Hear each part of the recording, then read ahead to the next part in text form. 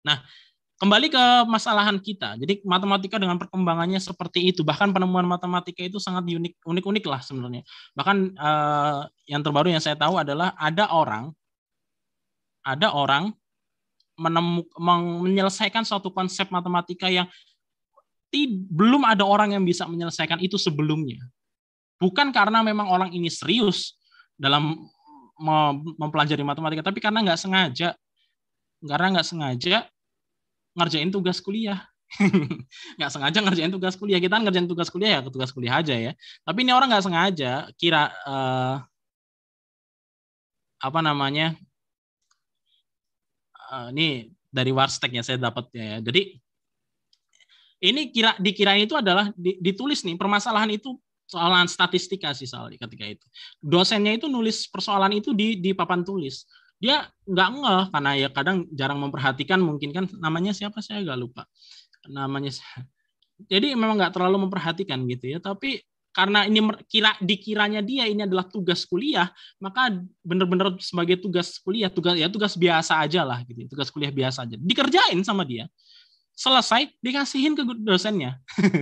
Selesai dikasihin ke dosennya, benar semua, dapat penghargaan loh dia. Sebagai memang ini apa namanya, sebagai sebuah penyelesaian matematika yang lama sekali tidak terselesaikan. Ini uniknya begitu ya. Jadi bahkan ada penemuan apa namanya, orang mengembangkan matematika itu sebagai sesuatu yang kadang-kadang kita buat apa sih kok ini dibikin gitu ya. Pernah ada saya agak lupa detailnya, tapi ada orang namanya juga saya lupa. Ada orang yang matematikawan membuat teori, membuat jurnal internasional bahkan itu tentang bagaimana kita meletakkan laptop di meja yang berantakan. Gitu.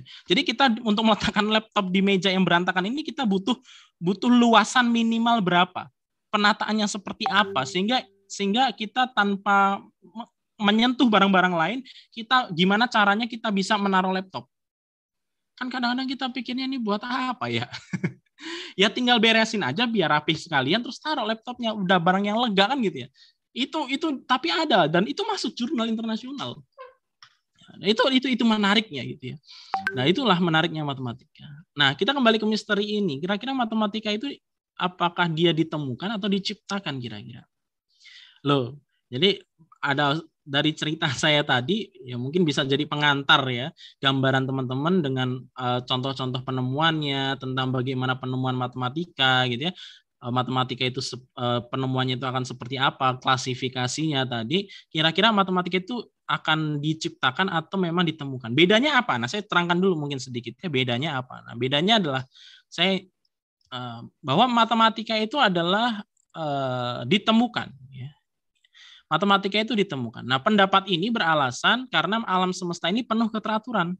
Gitu, yang tadi ya, bahwa alam semesta ini penuh keteraturan. Bagaimana kecepatan putaran bumi, bagaimana keteraturan orbit, pergerakan benda-benda angkasa, tidak hanya planet, ada bintang, ada ya ratusan bahkan jutaan benda langit di sana itu kok tidak saling bertabrakan dan lain sebagainya gitu ya, pasti ada yang ngatur nih gitu ya, karena ada aturan ini. Nah, keteraturan itu yang kemudian menjadi alasan bahwa jadi bagi mereka sekalipun manusia tidak ada, kebenaran matematika masih ada. Jadi kalau Prof. Hendra itu dalam satu tulisannya juga menyatakan bahwa Hendra Gunawan ya, dalil Pitagoras misalnya, dalil Pitagoras itu adalah benar. Misalkan ini terjadi kiamat, kemudian terjadi kiamat, manusia selesai kehidupannya, apakah dalil Pitagoras itu tetap ada? Tetap ada, dan kebenarannya akan tetap ada gitu ya. Nah, ini filosofinya Prof. Hendra Gunawan gitu ya. Nah, jadi manusia itu ketika manusia tidak ada, kebenaran matematika akan tetap ada. Nah, jadi usaha manusia itu adalah menyibak misteri matematika. Jadi matematika itu seperti apa dan bagaimana, nah itulah tugas manusia, usaha manusia di situ. Seperti Newton ya, nah contohnya itu yang gampang-gampang. Eureka itu siapa yang terkenal dengan kalimat Eureka itu? Ada yang hafal nggak? Atau misalkan Newton itu ya kita Archimedes, Eureka Archimedes. Archimedes. Nah, Archimedes kan kadang-kadang kita kepikiran Archimedes cuman mandi, lihat air ngeluap aja heran sampai ketemu satu rumus baru gitu ya. Satu model matematika juga gitu kan.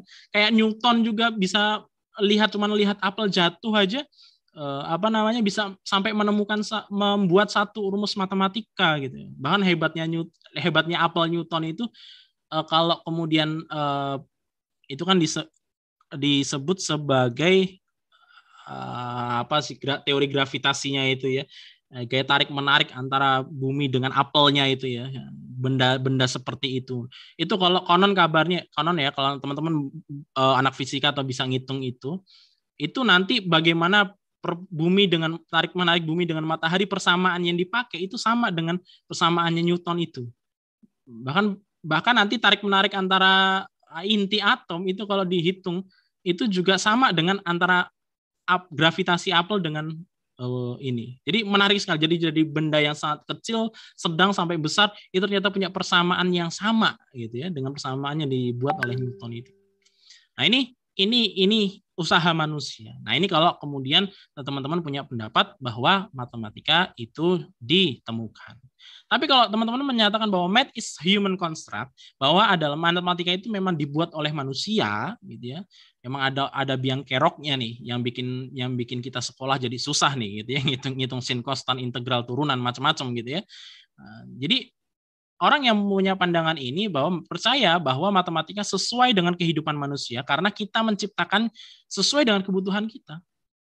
Ya kan? Seperti bagaimana teori geometri itu muncul itu karena memang kebutuhan manusia untuk mengadakan pengukuran terhadap suatu bidang tanah ketika banjir di Sungai Nil selesai kemudian surut, patoknya pada hilang ya, ini untuk mengukur tanahnya gimana? Adalah geometri. Yang memang karena kebutuhan manusia menciptakan itu pasti sesuai dengan fitrahnya dia gitu. Sehingga kehidupan manusia matematika itu menjadi sesuai dengan kehidupan manusia. Bahkan jika alam semesta, yang pendapat seperti ini mengatakan bahwa jika alam semesta tidak ada, maka matematikanya juga nggak ada. Ya gimana mau matematikanya ada? Manusia yang mengembangkannya juga nggak ada. Gitu ya. Kalau alam semestanya nggak ada, ya matematikanya juga nggak ada. Karena memang tidak, ya kalau alam semesta nggak ada kan manusia nggak butuh apa-apa. Ya jadi matematikanya jadi nggak ada. Gitu. Nah ini beberapa pandangan orang ya tentang itu. Nah dari apa yang kemudian ini ya justru kita juga akan bertanya nih pada teman-teman, kira-kira teman-teman ini dapat tim yang mana? Jadi tim yang mana? Bisa jawab di polling ya. Nah, ini tak sharekan pollingnya. Nah, jadi kamu tim mana? Matematika itu ada dari sononya, jadi manusia itu hanya menemukan saja, ditemukan, atau matematika itu dibuat oleh manusia. Artinya yang menciptakan manusia itu adalah yang menciptakan matematika itu adalah manusia. Manusia itu ada gitu. Dari 115 orang, ya, ayo silakan berpendapat bebas. Apalagi ini kan tidak tahu Anda berpendapat apa gitu ya. Jadi jangan malu-malu gitu ya.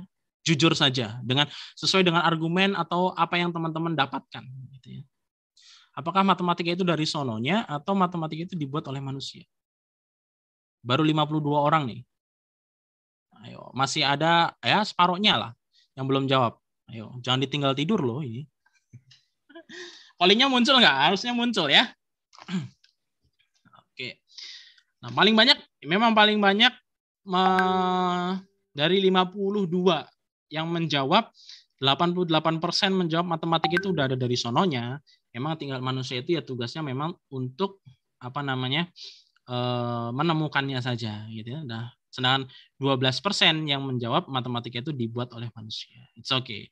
Mana yang benar, mana yang salah gitu. Kalau saya sih menganggap ini sebuah pertanyaan filosofis saja sebenarnya. Jadi ya tergantung bagaimana kita memandangnya aja gitu ya. Sudut pandang yang kita memandang matematika itu seperti apa aja gitu. Seperti apa dan bagaimana. Ya, walaupun kalau nggak ada yang salah sih gitu ya. Kalau saya bilangnya nggak ada yang salah.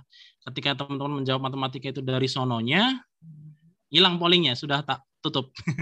Nggak apa-apa, yang sepertinya sudah menggambarkan ya, sudah menggambarkan pendapat dari teman-teman ya, karena dari sononya. Tapi matematika buatan manusia. Tapi kalau matematika dari sononya gitu ya, Nah, kalau saya gimana pendapatnya? Kalau Dika Widayat berpendapat ya ada matematika yang memang udah ada dari sononya, manusia tinggal menemukan saja, tapi memang ada matematika yang dibuat manusia. Nah, ambil contoh aja ya, ambil contoh adalah bilangan. Walaupun saya kira siapapun yang menjawab teman-teman menjawab yang manapun, saya kira itu bukan suatu hal yang salah juga sih. Gitu. Kalau tinggal sudut pandang dan argumennya saja yang seperti apa gitu kan. Nah, kalau saya menganggapnya bahwa matematika itu ya udah dari sononya, karena tentang bilangan itu kayaknya udah ada dari sononya. Makanya nol itu udah ada dari sononya. Tapi bagaimana matematika itu bilangan itu disimbolkan, nah itu kan memang butuh bahasa. Ya, manusia yang membahasakan itu, simbolnya itu dibuat oleh manusia. Ya gitu-gitu ya. Jadi memang kadang-kadang ada yang seperti itu dan ada yang dari sononya, ada yang memang buatan manusia. Nah, tinggal argumennya teman-teman saja. Dan nggak ada yang salah sih saya kira ya. Nah, nanti kalau bisa jadi memang dari sononya. Mungkin pendapat saya agak berbeda, bahkan dengan Mas Rahmat sekalipun ya, agak berbeda mungkin ya. Tapi setiap kita kalau punya argumen ya, saya kira itu juga argumennya tepat, ya itu juga sesuatu yang tepat.